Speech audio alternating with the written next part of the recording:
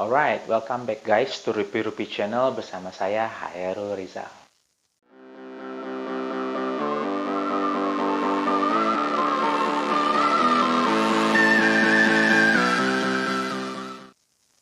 Video kali ini saya akan coba sharing sedikit pengalaman saya selama bekerja di kapal pesiar.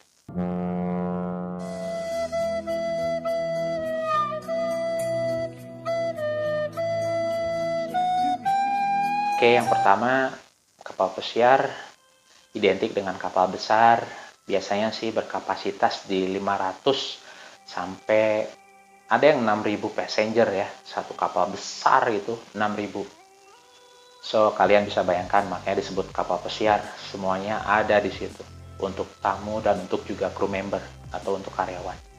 Dari entertainment, makanan, kamar apapun sangat lengkap, swimming pool, sliding swimming pool, ada climbing wall, sangat lengkap ya guys, makanya disebut kapal pesiar.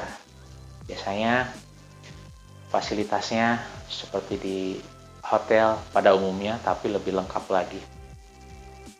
Oke, ada yang DM saya seperti menanyakan tentang bagaimana sih sistem kerja di kapal pesiar. Oke, saya akan sharing. Sistemnya biasanya per kontrak itu di 6 sampai 8 bulan, kadang ada yang 10 bulan per kontrak. Itu kerja ya. Dan di kontrak tidak ada libur. Tidak ditulis libur, ada. Dan kita harus kerja. Nah, dan biasanya company bisa extend 1 bulan dari waktu yang ditentukan dalam kontrak tersebut, atau bisa memajukan atau mengurangi 1 bulan dari kontrak tersebut. So, patokannya adalah di 8 bulan sih biasanya. Average-nya company pesiar itu 8 bulan.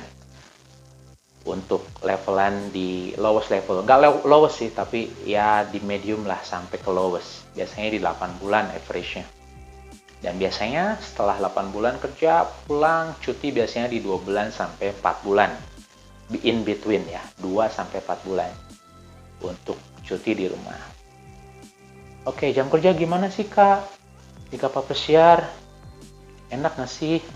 Oke, jam kerja biasanya saya bicara di sini sebagai karyawan di restoran department. Restoran identik dengan makan. Tamu akan makan di breakfast, lunch, dinner. Kadang sleep di tea time atau di antara between lunch dan dinner. Terus ada lagi di supper juga mereka juga makan, karena semua makanan itu udah inklusif buat tamu, jadi tamu bebas makan apapun di kapal pesiar. Untuk minuman mereka bebas, tapi ada beberapa item yang harus mereka purchase, tapi selebihnya yang minuman biasa saja itu udah inklusif, udah including. Tamu boleh minum sampai kembung, makan sampai kenyang, sampai pecah perutnya, itu silahkan. That's why the guests wanna cruising di kapal pesiar. Mereka lebih suka untuk cruising atau berkelana di pesiar dibanding stay di hotel 1 minggu. Mereka menghabiskan uang sekian 10 juta tapi hanya dapat makan saja, tidak dapat entertainmentnya. Makanya bisnis pesiar itu selalu ratingnya sangat tinggi dan naik. Dan biasanya kapal tidak pernah sepi, selalu bookingannya penuh. Cabin atau kamar-kamar tamu pun itu selalu penuh guys. Oke, nanya lagi, ada off nggak? Atau kapan kalian keluar? Kok lihat-lihat suka pada posting foto gitu.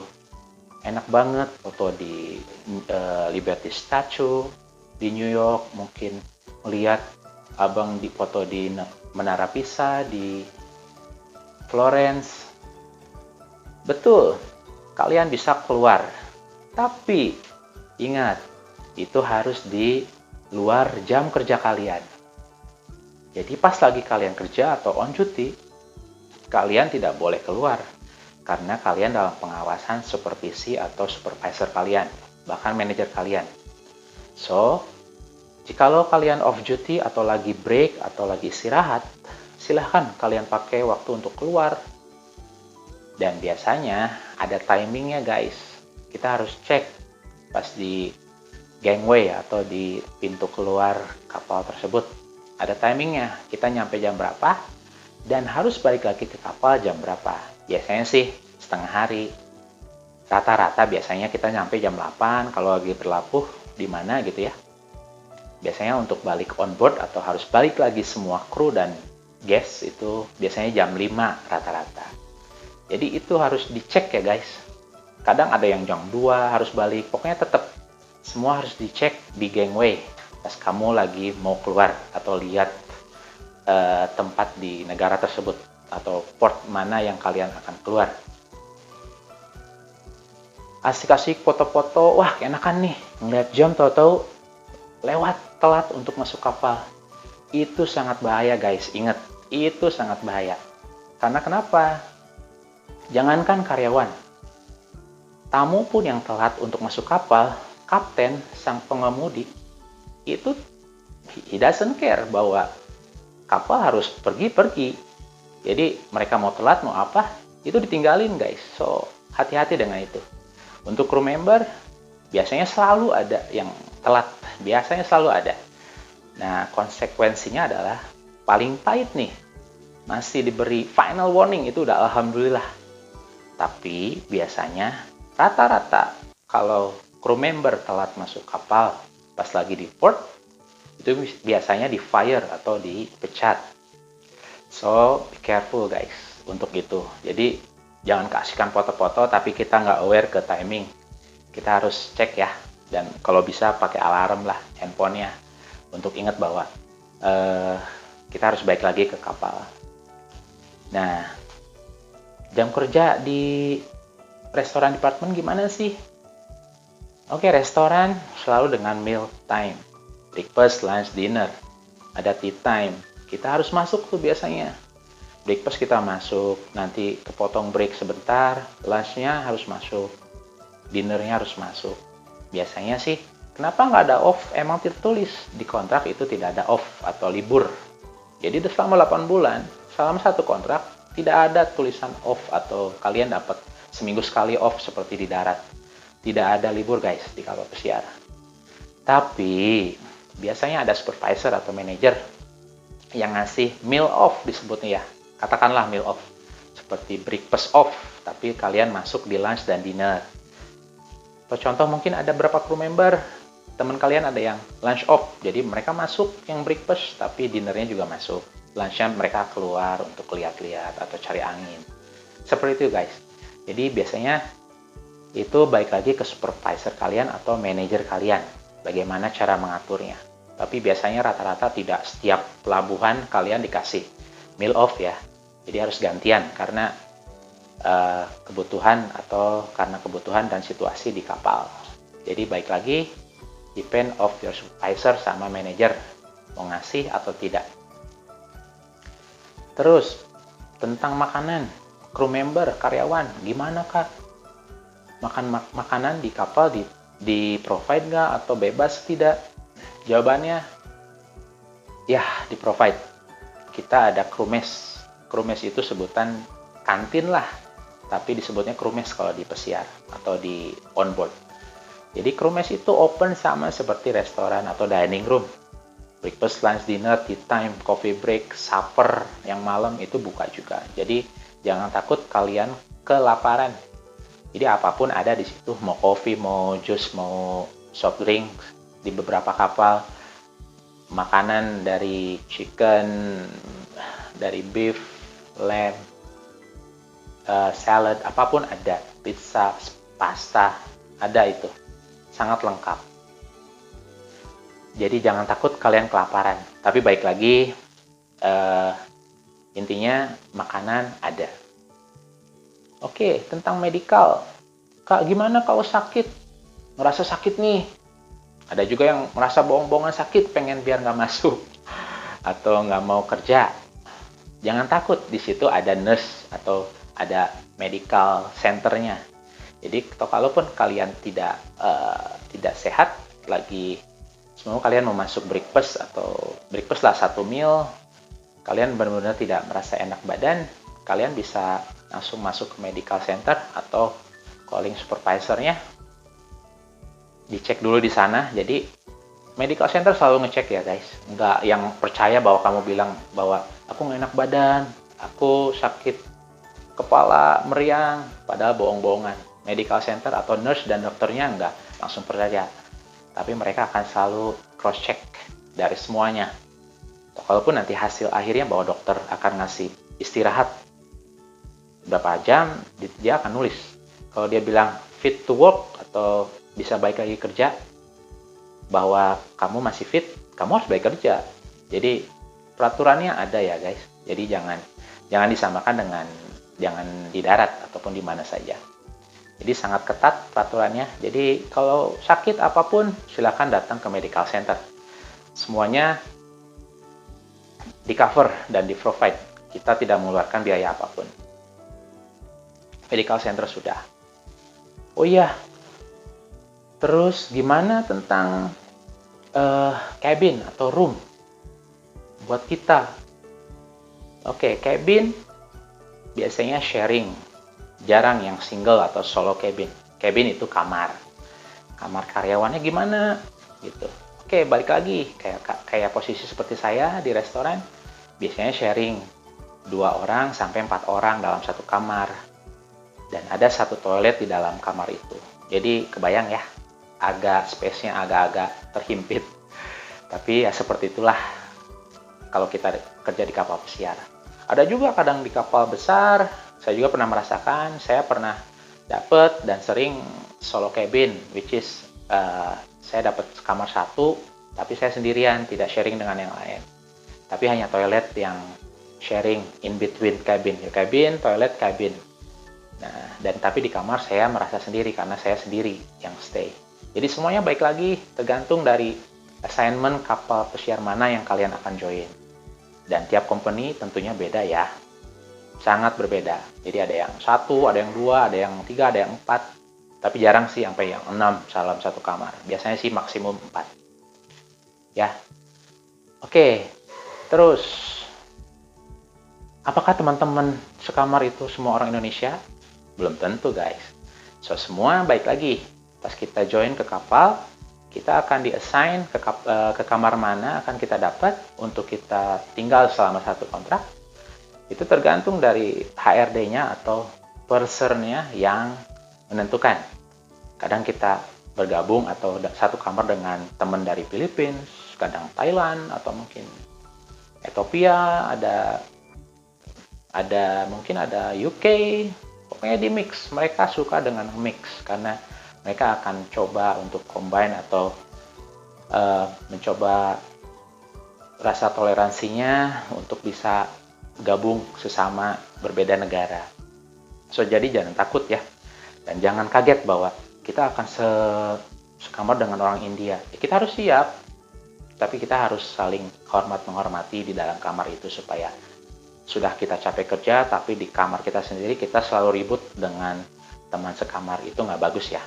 Tapi semuanya bisa dibicarakan. Mudah-mudahan kalian dapat teman kamar yang baik dan ngeklik atau asik lah. Mudah-mudahan syukur-syukur kalian dapat teman dari Indonesia semua. Oh itu lebih keren, lebih asik. Karena sesama negara biasanya lebih tahu masing-masing adat-adat istiadat kita tahu sendiri. Jadi itu baik lagi ke laki kalian ya. Kalau kalian laki dapat semua orang Indonesia, wah senang. Kalau dengan negara lain, ya siap-siap untuk beradaptasi dengan mereka. Oke, terus ada yang nanyain ke saya, pengalamannya seru nggak? Enak nggak? Plus minusnya apa sih gitu selama bekerja di pesiar? Sama saja sih saya bilang. Memang kapal pesiar kita bisa melihat dunia secara mata sendiri ya, langsung dengan mata sendiri, bahwa dulu nggak kepikiran bisa lihat Antartika, atau nggak kepikiran lihat patung Liberty di New York, atau nggak kepikiran lihat Nagasaki di Jepang. So saya bilang, kalau saya bisa simpulkan, keuntungannya atau positifnya yang saya dapat adalah bisa melihat dunia dan bisa bersosialisasi dengan berbagai teman-teman dari mancanegara, dari ratusan eh, berbeda negara di sana, kita bisa ketemu dan kita bisa bertemu dengan orang-orang baru. Tamu-tamu nggak hanya dari Amerika ya, macam-macam, ada yang Cina selalu ada, Amerika selalu besar persentasenya, ada dari UK, ada dari mungkin dari Argentina atau dari Brazilian. Ya kita pasti akan ketemu dengan orang-orang baru. Jadi itu poinnya. Yang ketiga adalah kita earn money while cruising, while working on board gitu. Kita ada yang company membayar dalam bentuk euro, ada yang bentuk pound sterling, ada yang bentuk US dollar. So itu nominal yang biasa kita dapat sesuai dengan surat kontrak yang pertama kita dapat dan tanda tangani sebelum kita join ke kapal. Minusnya atau negatifnya adalah kita jauh dari keluarga. 8 bulan sampai 10 bulan itu waktu yang lama untuk yang melakukan ya. Seperti saya yang melakukan, itu sangat lama guys. Kelihatan seperti 8 bulan. It's okay, 8 bulan, apa sih? Kalian boleh bilang gitu, tapi yang melakukannya itu mempunyai berbeda rasa. Biasanya mereka sangat berat menjalani itu, tapi itu emang kerjaan kita gitu, jadi sudah biasalah. Biasanya sih di fase-fase sebulan pertama kita baru join, kita merindukan situasi di rumah, kita masih merasa homesick.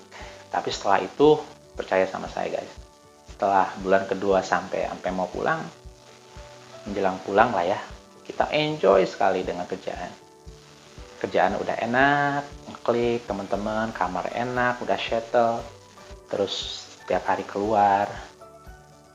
Dan biasanya menjelang mau pulang nih, udah tahu kita bulan depan akan pulang, akan turun, akan pulang kampung. Biasanya mulai lagi guys dengan homesick tersebut. Sudah mulai kerja, sudah mulai turun kinerja karena pressure kerja yang sangat tinggi di sana. Terus lidah sudah berbau-bau masakan Indonesia. Itu sih guys yang kita rindukan biasanya sebelum menjelang mau pulang. Makanan selalu di pikiran saya. Karena benar jujur, makanan kita sendiri itu sangat-sangat spesial. Walaupun even though hanya ikan asin semua, tapi sangat nikmat. Kita nggak bisa nemuin ikan asin yang sangat enak di sana. So biasanya itu yang saya rasakan sebelum menjelang mau pulang. Lidah sudah asin, sudah nggak peka, pengen makan ini, makan itu, sudah mendambakan pengen makan rendang atau ngebaso. Itu sudah ada di sini. Biasanya sih semua pelaut seperti itu guys, bukan saya saja. Karena saya sudah tahu banget dan saya juga observe sama teman-teman bahwa itu mereka juga rasakan apa yang saya rasakan. Terus setelah pulang, tenang, plong, stay sama keluarga. Bagi yang single, enjoy your life. Baik lagi dengan biasanya sih cuti biasanya 2-4 bulan.